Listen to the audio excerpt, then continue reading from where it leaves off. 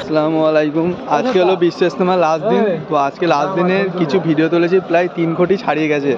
তাহলে সেই ভিডিওগুলো দেখাচ্ছি, এত পরিমাণ জনসংখ্যা।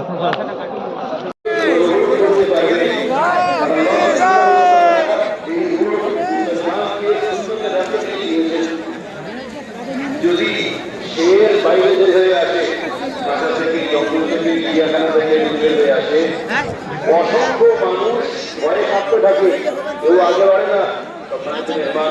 একটা কথা বলেছেন যে আপনাদের বাংলায় অনেক বাঘ আছে না, বড় বড় আছে, হলুদ কালো গোড়া কাটা রয়েল বেঙ্গল টাইগার, একবার যদি হালুম করে কারণ ক্ষমতা নেই যে একটু আগে বাড়বে।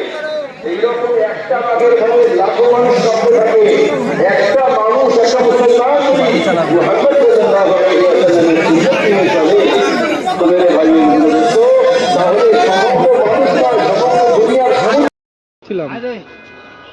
হ্যাঁ, পৌঁছে গেছি, নামাজ পড়ছিলাম।